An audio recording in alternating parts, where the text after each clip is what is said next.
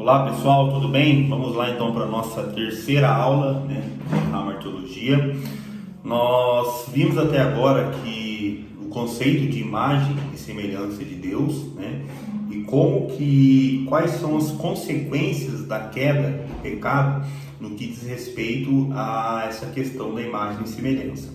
Então nós falamos na aula passada que após o pecado, após a queda, após o evento de Gênesis 3, quando Adão come do fruto proibido, ou seja, do fruto do conhecimento do bem e do mal, houve uma consequência, no que diz respeito à imagem e semelhança de Deus no homem, e que isso acontece na esfera espiritual. Eu dei o exemplo para vocês do espelho embaçado, quando nós olhamos no espelho e não conseguimos ver exatamente qual é a imagem que se reflete no espelho. A segunda consequência está relacionada no que diz respeito ao fato de nós sermos os administradores do jardim e também na nossa vida em sociedade. Como assim, Alisson? Deus deu uma ordem para Adão que era a seguinte: era para ele cuidar do jardim, era para ele cultivar o jardim, era para ele ter domínio sobre a terra. Só que com a queda, esse domínio e esse cultivo, ele também foi afetado. Se nós pensarmos hoje no nosso planeta, a nossa casa, o planeta Terra, enquanto jardim, e fazermos uma avaliação, será que nós realmente cuidamos do nosso jardim? Será que nós estamos cuidando do nosso planeta ou nós estamos destruindo ele? Para pensar. Eu tenho certeza que a resposta é óbvia, Nós não estamos cuidando, nós não estamos cultivando o jardim. Pelo contrário, nós estamos destruindo ele, nós estamos deteriorando o nosso jardim. Por quê? Porque a partir do momento que o homem tem a ambição, de transformar a natureza a seu favor para que isso vire capital ou para que isso se transforme em ganhos e lucros, isso é errado? Não, isso não é errado. Só que a partir do momento que isso é feito de forma exagerada, nós temos consequências. E as consequências estão aí. As mudanças climáticas que acontecem, a camada de ozônio que a gente aprendeu lá na escola, que vem sendo destruída devido à poluição, poluição dos rios, a destruição das matas, animais que estão em extinção, outros que já estão extintos, que nem existem mais, Então tudo isso está relacionado ao pecado. Tudo isso está relacionado ao fato de que a partir do momento que nós adquirimos essa natureza pecaminosa, nós não estamos mais cumprindo o nosso dever de administradores ou de cultivadores do nosso jardim, do nosso planeta, da nossa casa. Ou seja, enquanto a ordem de Deus para Adão era cuide do jardim, cultive o jardim, dele vai vir o seu alimento, o seu sustento, sim. Só que me parece que até o evento de Gênesis 3, essa relação do homem com o jardim, ela era feita de forma harmoniosa. Não havia destruição, não havia poluição. Ou seja, o homem cuidava do jardim, cultivava o jardim, tirava dele o seu alimento, o seu sustento, só que sem destruí-lo, sem deformá-lo. A partir do momento em que nós em que nós pecamos, ou seja, que nós nos tornamos pecadores, a nossa relação com o jardim também mudou. Ou seja, a nossa função de administradores ou de cultivadores, ela foi afetada. Hoje, ao invés de nós cultivarmos e cuidarmos do jardim, nós estamos destruindo o jardim. Outro efeito também do pecado está relacionado à nossa vida social.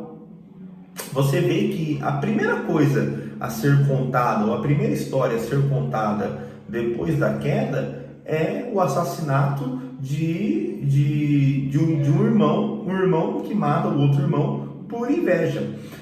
que eu aprendo aqui? O que dá para entender? Que a partir do momento que nós adquirimos essa natureza pecaminosa, a nossa vida social ou a nossa capacidade de se relacionar com o próximo, ela também foi afetada. Porque o pecado, ele nos distancia de Deus e também nos distancia de nós mesmos e nos distancia do outro. Por que ele nos distancia de Deus? Porque a imagem e semelhança que é refletida está agora corrompida. Lembra do exemplo do espelho sempre. O pecado nos distancia de nós mesmos porque nós não nos reconhecemos mais. Nós perdemos a nossa identidade enquanto filhos de Deus. E nos distancia do próximo porque se eu não estou conectado comigo mesmo, se eu não tenho uma relação boa comigo mesmo, automaticamente eu não consigo ter uma relação boa com o próximo. É o que o texto de Gênesis 4 vai nos mostrar.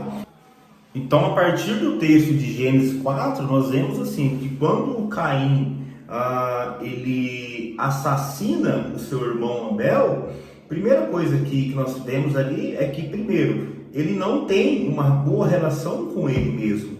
Ou seja, ele não consegue encontrar prazer, vamos assim dizer, na pessoa que ele é, no ser dele, no ser que ele é. Tanto que ele se entristece porque ele percebe que o sacrifício do irmão dele é mais agradável. Ele não procura fazer diferente, ele não procura melhorar enquanto pessoa, ele não procura agradar a Deus, não, ele prefere ir lá e eliminar a pessoa do seu irmão para que isso pudesse então satisfazer o desejo dele. E quando nós pensamos na inveja, o que está na raiz do pecado da inveja é justamente isso. Quando eu sinto inveja de outra pessoa, na verdade o que eu quero é que não quero só apenas aquilo que a pessoa tem. O que eu quero é que aquela pessoa desapareça. O que eu quero é que aquela pessoa não exista mais. E é o que acontece com Caim. Quando ele percebe que o sacrifício dele não foi tão agradável quanto o do seu irmão, que o sacrifício do irmão era mais agradável do que o dele, ele permite que nasça no seu coração um desejo de fazer com que o seu irmão viesse a ser extinto, de fazer com que o seu irmão viesse a ser então assassinado. Então observe aí como é que o pecado afeta então a nossa esfera dos nossos relacionamentos, Seres pecadores têm dificuldade em reconhecer a sua própria imagem, têm dificuldade em se reconhecerem enquanto filhos de Deus, ou seja, em reconhecer a sua imagem e semelhança em relação a Deus, e têm dificuldade em se relacionar com os outros. Se nós pararmos para pensar hoje nos relacionamentos, vamos falar dos casamentos, dos relacionamentos. O que acontece? Duas pessoas que são completamente diferentes, vindo de uma criação diferente, vindo de uma estrutura familiar, psicológica, emocional diferente, um belo dia decidem se unir e viver juntos.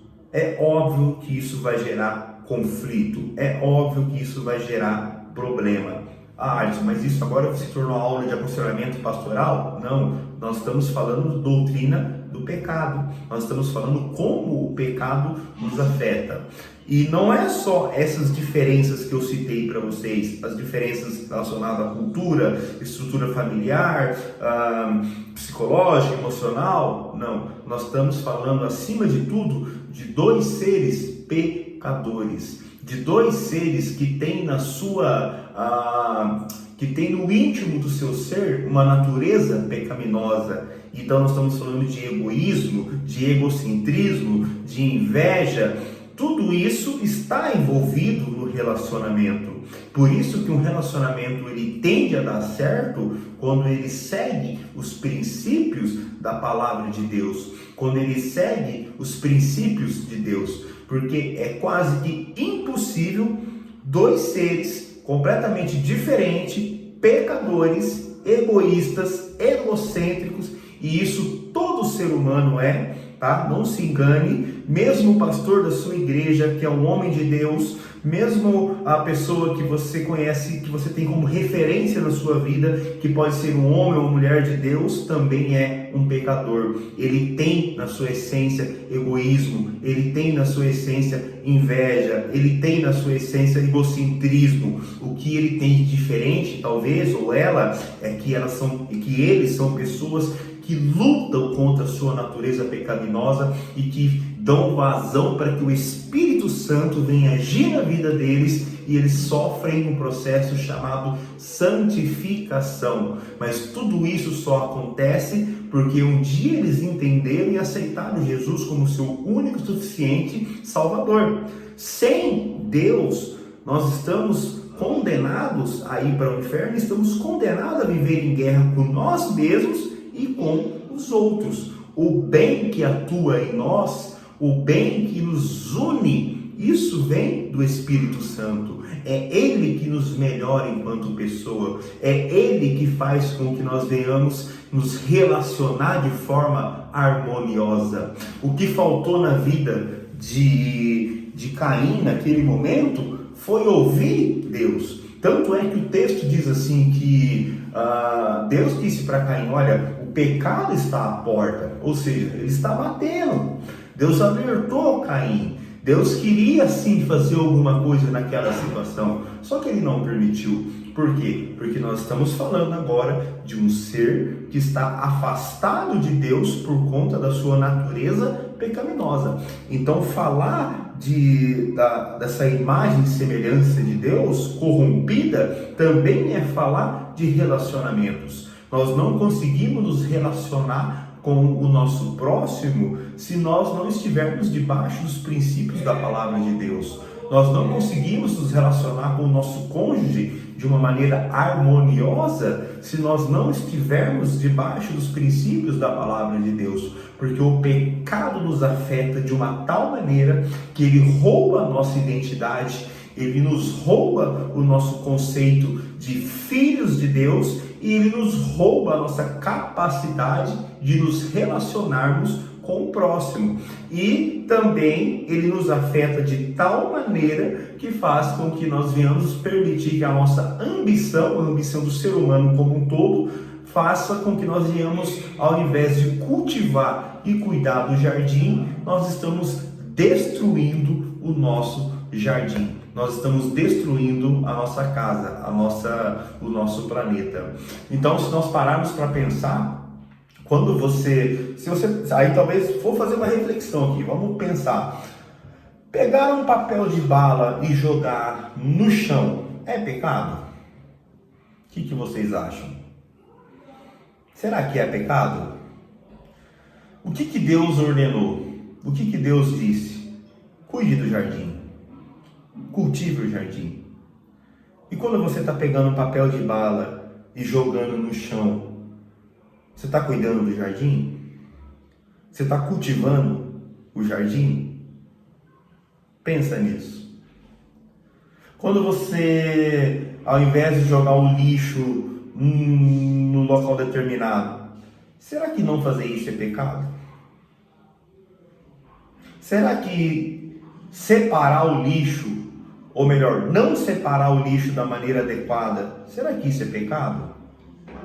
O que é pecado, afinal de contas? Nós vimos na primeira aula que a palavra pecado, hamartia do grego, é errar o alvo. Todas as vezes que nós estamos descumprindo uma vontade divina, nós estamos errando o alvo. Pô, Alisson, então, quando eu misturo lá o lixo da minha casa, eu estou pecando? Você não está cuidando do jardim. Você não está cumprindo a ordem dada. Cultive o jardim. Cuide do jardim. E nós fazemos isso porque estamos com a nossa natureza corrompida. Então observe que a vida com Deus, ela implica nas coisas mais banais, às vezes coisas que a gente acha até mesmo banal e simples. Uma pessoa que vive segundo o princípio da palavra de Deus, ela joga lixo no lixo, ela cuida do jardim. Uma pessoa que vive segundo o princípio da palavra de Deus, ela separa o lixo. porque ela está cuidando do jardim. Ela está seguindo a ordem que Deus deu para Adão, não para Adão pessoa, mas lembra que eu expliquei para vocês que a palavra Adão no hebraico significa humanidade. Então, quando Deus disse ali para Adão ou para Adão, cuide do jardim, ele está falando: José, cuide do jardim; Alisson, cuide do jardim; Maria, cuide do jardim; João, cuide do jardim, e assim por diante. Aquela ordem, ela é para mim e para você. Cuidem do jardim, zelem do jardim. Então, se nós pararmos para pensar, vamos parar para pensar aqui agora: será que eu estou sendo um bom administrador do jardim? Será que a imagem e semelhança de Deus na minha vida, ela está sendo refletida? Lembrando que eu tenho que cuidar do jardim, lembrando que eu tenho um corpo espiritual, eu tenho que zelar por ele, eu tenho que alimentar ele, e lembrando que os meus relacionamentos, eles também estão relacionados à imagem e semelhança de Deus. Porque quando Deus disse façamos, está no plural. Havia ali 3 pessoas. Havia um relacionamento perfeito, uma sincronia perfeita entre Pai, Filho e Espírito Santo. E nós somos feitos para nos relacionarmos. Nós fomos feitos para nos relacionarmos com Deus, para nos relacionarmos com nós mesmos e para nos relacionarmos com o próximo. Está vendo 3? Trindade: Pai, Filho, Espírito Santo. Então, no façamos estava a ideia do relacionamento. Então, nós fomos feitos para cuidar do jardim, para cultivar o jardim, para nos relacionarmos com Deus, nos relacionarmos com nós mesmos e nos relacionarmos com o próximo. Com o pecado, essa imagem e semelhança ela foi corrompida, mas com Cristo, essa imagem e semelhança ela foi restabelecida. Agora fica a reflexão para você, meu irmão, minha irmã. Será que a imagem e semelhança de Deus ela está sendo refletida na sua vida? Haja vista que nós aprendemos até agora que imagem e semelhança diz respeito ao corpo espiritual, diz respeito a cuidar do jardim e também diz respeito ao relacionamento que nós temos com Deus, com nós mesmos e com o próximo. Será que eu tenho refletido essa imagem e semelhança? Fica essa reflexão para você. Deus abençoe a todos.